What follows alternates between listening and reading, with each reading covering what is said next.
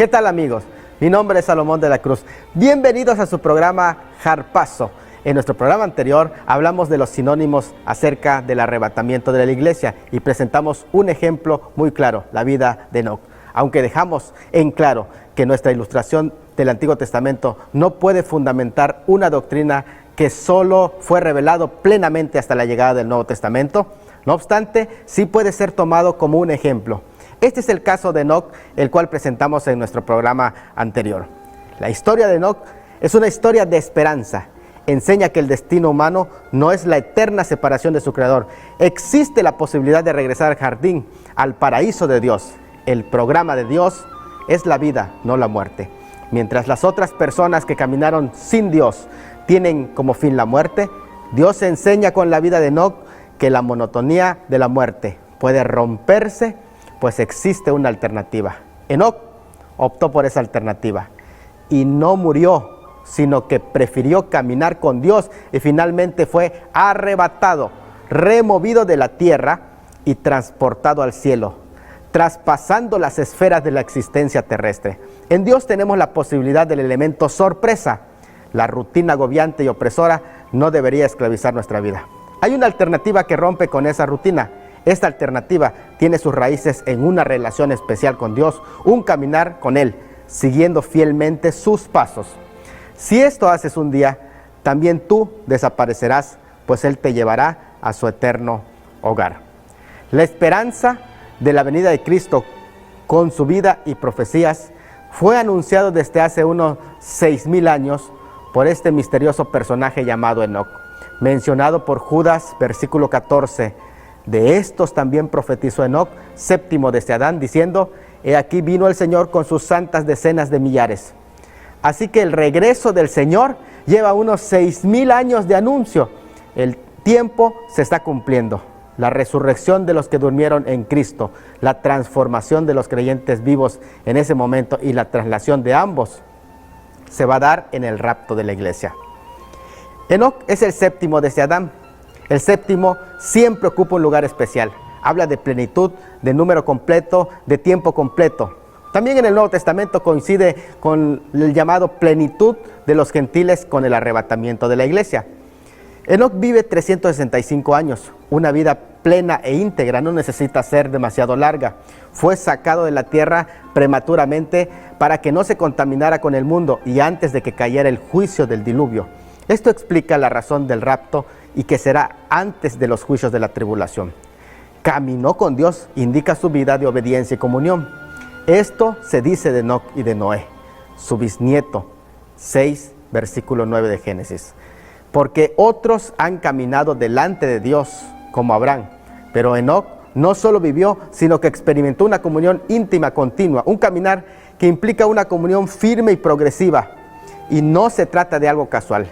Este verbo, caminar, indica un ir y venir constantemente. Enoc no murió. En todo el capítulo 5 la narración encierra un círculo vicioso y rutinario. Nacen, engendran hijos, mueren. Enoc rompe esa rutina con un elemento distinto en la narración, un elemento sorpresa, el cual la esperanza del ser humano de que es posible prevalecer contra las puertas del Seol. Y lo mismo que la iglesia se le promete: no todos dormiremos. Enoc desapareció. El hebreo Ajim significa no existió más en forma terrenal, se convirtió en infinito, dejó de contarse entre las personas, porque Dios se lo llevó. Y el hebreo aquí es lakak, tomar, apoderarse, arrebatar, adquirir, llamar. No puede haber más semejanzas con el arrebatamiento de la iglesia, el cual un día no muy lejano desaparecerá, porque Dios mismo se la llevará. Pero hoy hablaremos acerca de los múltiples enemigos y de las falacias que tiene la doctrina del arrebatamiento de sus adversarios. La lectura es de 2 de Pedro 3, versículo 3 al 4. Sabiendo primero esto, que en los posteriores días vendrán burladores, andando según sus concupiscencias, y diciendo: ¿dónde está la promesa de su advenimiento? Porque desde el día en que los padres durmieron, todas las cosas permanecen así como desde el principio de la creación. Al igual que los judíos helenizados o los falsos maestros aquí aludidos, Restaban importancia a la idea de un juicio futuro, conduciendo así a la gente a pecar. La falta de expectación de un juicio futuro conduce a una conducta inmoral y al relativismo moral. La omisión del mensaje escatológico lleva a la idea de inmunidad o ausencia de juicio, el cual lleva a la inmoralidad y a la vida sensual. Es cierto que los hay entre los del mundo, pero el apóstol Pedro habla de lo que se encuentran en el interior de la iglesia y se refiere a los que se burlan de la parucía e intentan ridiculizar a los justos. Estos burladores sarcásticos o detractores se dividen en varios grupos. Primero podemos encontrar los que arguyen que ya vino en espíritu. También se encuentran los que dicen, mi Señor tarda en venir. Están los del grupo que son los que dejan de aguardar la esperanza bienaventurada y los que se burlan, cuestionan o niegan su regreso por sus santos. Uno de los argumentos es que se trata de una doctrina que divide en vez de unir. Así que vamos a escuchar alguna opinión en este video. Nos vamos a un corte y terminamos con este video. Uno de los aspectos más polémicos de esta obsesión con la profecía de la Biblia es las divisiones que genera, el nudo en que es empleada para demonizar a la gente y calificar a unos cuantos como los buenos, los que sobrevivirán, y cómo sirve de vehículo para separar en lugar de para unir, y fomentar la solidaridad para trabajar por una sociedad que una sus fuerzas y provea a su gente.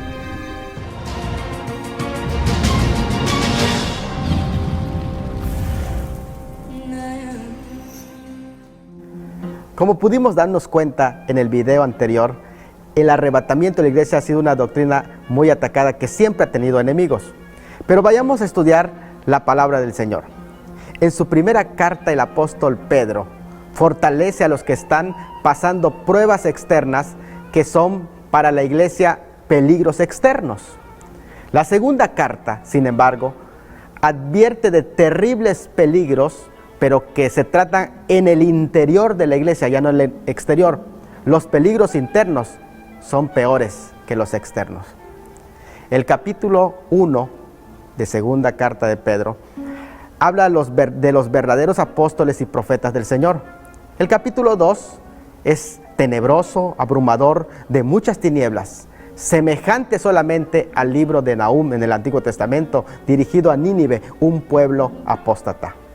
Tal como el capítulo anterior se refiere a los buenos profetas, este se refiere a los malos profetas.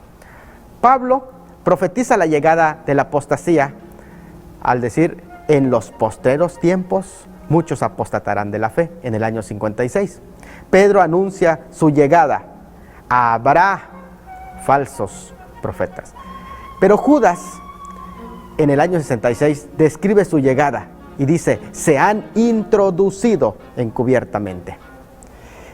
Pone 3 ejemplos claros de los apóstatas, el apóstol Pedro, al mencionar los ángeles que pecaron en el cielo, en el 2:4. Segundo, todo el mundo que pereció en el diluvio, en el 2:5. Y en tercero, las ciudades de la llanura de Sodoma y Gomorra, en 2:6.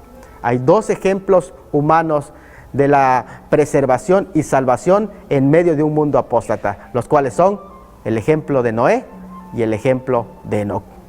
El capítulo 2 tiene su paralelo y comentario detallado en Judas, pero daré un resumen breve de las características de los apóstatas. Primeramente, hablemos de su método, en forma encubierta. Luego, su principal pecado, que son las herejías destructoras. Tercero, su fin o destrucción repentina, condenación, perdición y juicio. Encontramos también mencionada su inmoralidad, disoluciones, avaricia, fingimiento, concupiscencia e inmundicia. Pero sus características engañosas, que son presuntuosos, irracionales, mercenarios, vacíos, populares. Pero también se menciona su éxito, le siguen muchos. El apóstol Pedro en 3:1 exhorta que tenemos que recordar nuestra fe expuesta por los profetas del Antiguo Testamento, por el mismo Señor Jesucristo y Salvador, y por los apóstoles del Nuevo Testamento. Los invita a aferrarse a las Escrituras. La Biblia es la única salvaguarda contra toda decadencia. Vuestros apóstoles Aquí esta frase se contrasta con los maestros gnósticos del capítulo 2. El apóstol se preocupa porque tengan limpio entendimiento, no contaminado con los falsos maestros apóstatas. ¿Cómo viene la fe? La fe viene por el oír. ¿Y cómo viene la apostasía? Por oír a los apóstatas.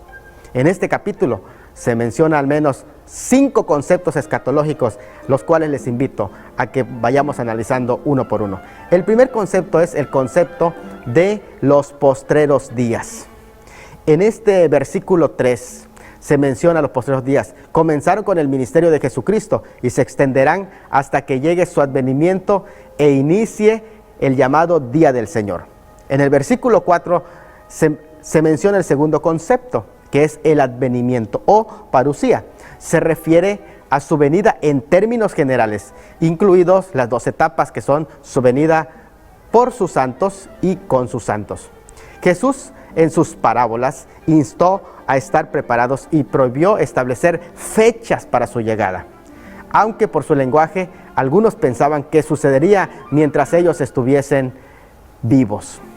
El otro elemento es el día del juicio. En el versículo 7 es muy claro que aquí se especifica que es el juicio final, el día del juicio de los hombres impíos o apóstatas, no de la iglesia en el juicio Bimá que vamos a estar analizando en otra ocasión. Se menciona el día del Señor, día de tribulación y reino milenial. Este periodo de juicio inicia con la llamada Gran Tribulación, que viene luego del arrebatamiento de la iglesia, de acuerdo a algunos pasajes de la Escritura.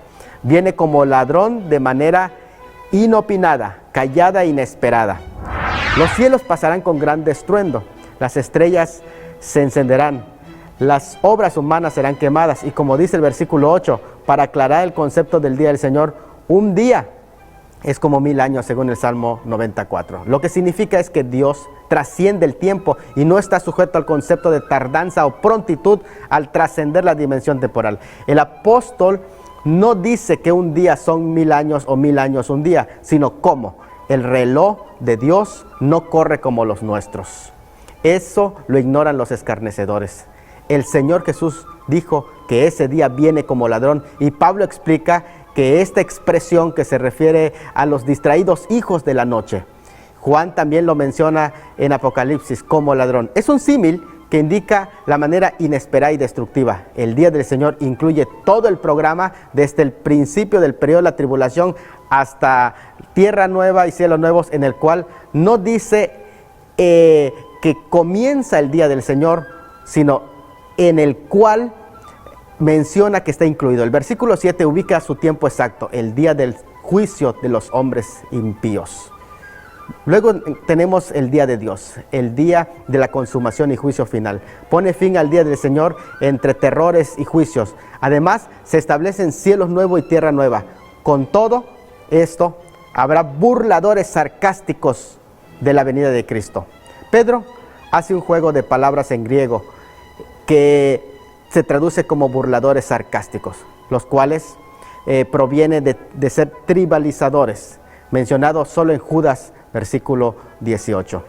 Ellos tienen 2 razonamientos. El primer razonamiento es, Él no vendrá porque todavía no ha venido. El segundo razonamiento es, no sucederá fuera de lo común y corriente, pues nada ha sucedido fuera de ello. Pedro menciona 3 hechos: la creación, el diluvio y el juicio venidero, para probar que Dios sí interrumpe la historia humana. Dios juzgará el pecado en el tiempo cuando los hombres estaban confiados de que nada va a pasar. Ellos se olvidan deliberadamente de un acontecimiento histórico que nos trae lecciones perennes, que el mundo no ha continuado sin cambio desde la creación, que es el diluvio universal.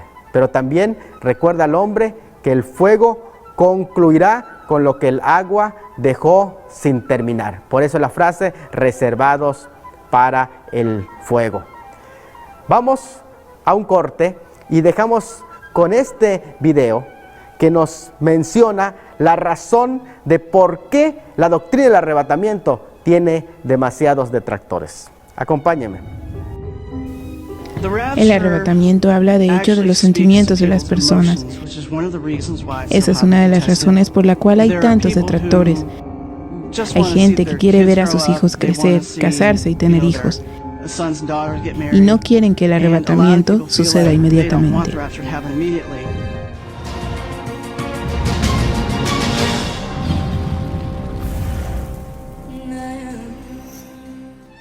Continuamos con nuestro programa en Harpazo y estamos hablando de la escatología petrina.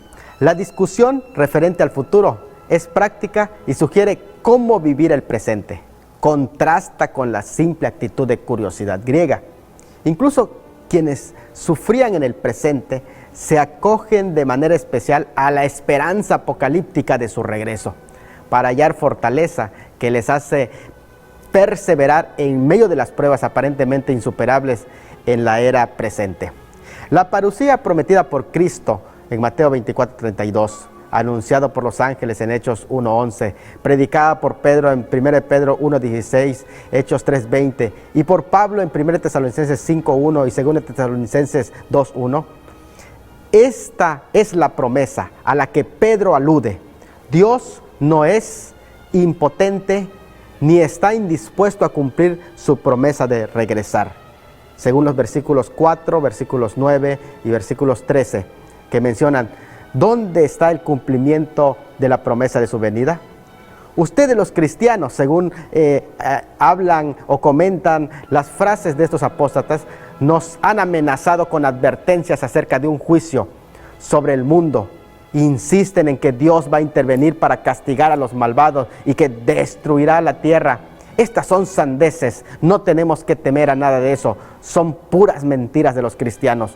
Podemos vivir como querramos. No existen intervenciones sobrenaturales y todo tiene una explicación natural. No hay pruebas de que haya intervenido Dios antes, ni lo habrá en el futuro. Los burladores siguen la teoría de la uniformidad. Quiere decir, los procesos que existen en la naturaleza han actuado siempre de la misma manera y esencialmente en la misma intensidad que en el presente. Esos procesos son suficientes para dar cuenta de que todos los cambios que han tenido lugar se asemejan a la teoría del desarrollo progresivo de organismos vivientes a partir de tipos preexistentes que dependen de la suposición de que las condiciones han sido siempre uniformes. Todos los cambios siempre han existido y serán siempre así, no anuncian nada nuevo. Estos burladores se jactan de estar a la par de los avances en las tendencias modernas del conocimiento humano, a las modas científicas, humanísticas, que son distintas a las materias verdaderamente científicas comprobadas por hechos reales. Ignoran voluntariamente. Esta frase significa deliberadamente, literalmente quiere decir se les escapa al ojo estando bien dispuestos. Un hecho bien atestiguado de la historia y la geología, ¿cuál? El mencionado anteriormente, el diluvio universal. El versículo 5 presenta dos notas. Fueron hechos por su palabra los cielos y la tierra, según Génesis 1:1, y provienen del agua, y por el agua subsisten, según Génesis 1:2 y versículo 9. Y el Salmo 24:2. 3/4 partes de la tierra son agua. Así quedó desde sus inicios equipada para su propia destrucción. Tenía agua en sus profundidades subterráneas y agua en los mares, agua arriba en las nubes. Cuando se llegó el tiempo de su juicio, Dios liberó todas las aguas de arriba y de abajo. La tierra se inundó y toda vida fuera del arca quedó destruida. Por más que algunos miembros prejuiciados de la comunidad científica intenten negar este hecho, la verdad es que su registro se encuentra en las piedras, en las tradiciones de los antiguos y modernos pueblos, en los fósiles, en la geología y sobre todo en la Biblia. Aunque saben bien esta realidad de la historia, estos críticos olvidan voluntariamente, es decir, lo omiten a propósito. Pero así como desde la creación se proveyó a la tierra con suficiente agua, sus fundamentos incluyen suficiente fuego para su destrucción. La materia es energía almacenada. La fisión del núcleo atómico da como resultado la liberación potente de enormes cantidades de energía. Así, toda la materia del mundo representa un potencial explosivo. La providencia de Dios, que ha mantenido cohesionado o unido inteligentemente al mundo. En Él subsisten, Colosenses 1:17. Pero si se quita la mano refrenadora de Dios, los elementos se fundirán y sucederá lo escrito por Pedro: los cielos y la tierra que existen ahora están reservados por la misma palabra. La palabra reservado es guardados. De igual manera, misma mano que guardó al mundo de no perecer en agua mientras su mano lo cuidaba, de igual manera han sido guardados hoy para el fuego en el día del juicio. Solo una pregunta final: ¿por qué el largo retardo de su juicio? ¿Por qué Cristo no ha venido? Primero, por su naturaleza eterna, porque Dios no existe en la esfera temporal como nosotros, por un tiempo determinado por la relación del sol y la tierra, Cronos. Su tiempo, Kairos, es la eternidad. Dios vive en la eternidad. Dios es paciente porque es eterno. Puede expandir un día en un milenio o comprimir un milenio en un día. No tiene problema con el tiempo. Segundo, porque tiene un propósito redentor. Este atributo se le llama la paciencia. Es paciente porque es eterno. Extiende a propósito el tiempo de gracia para que los hombres tengan la oportunidad de ser salvos. Por esa razón, Isaías 61:2 habla del año agradable, pero del día de la venganza. Extiende su longanimidad 1000 años y resume su juicio en un solo día por su misericordia. Por eso se ha esperado muchos años antes de destruir al mundo. Pedro no solo se refiere a su venida, sino que incluye hasta el juicio final, conocido por muchos como el fin del mundo, el verdadero fin del mundo. Los verdaderos cristianos, antes del cuestionamiento ¿dónde está el cumplimiento de su promesa?, decimos que el Señor no retarda su promesa y seguimos esperando, según sus promesas, cielo nuevo y tierra nueva. Esta no es una teología irresponsable, ni es un estilo de mensaje. Es la promesa de su venida. Si alguien piensa que es una doctrina escapista, ¿qué dijo Jesucristo? Orando que seáis tenidos por dignos de escapar de todas estas cosas que vendrán, según Lucas 21:36. Amigos, hemos analizado las principales características de los falsos maestros que son enemigos del arrebatamiento. En nuestro próximo programa estudiaremos detalladamente las bases hermenéuticas de la doctrina del arrebatamiento y su fundamentación bíblica. Y yo les dejo con este video que nos habla acerca de lo que trataremos en nuestro próximo programa. Se despide de ustedes su amigo Salomón de la Cruz Tuyub. No obstante, los escépticos alegan que aquellos que han aceptado el Apocalipsis como una hoja de ruta de nuestro futuro están completamente equivocados. Consideran los escenarios del arrebatamiento y la tribulación como hechos literales derivados de una mala interpretación de los textos bíblicos. Conforme a su teoría, el Apocalipsis era un mensaje destinado únicamente a los primeros cristianos, un comentario sobre la época en la que la iglesia sufrió una persecución encarnecida.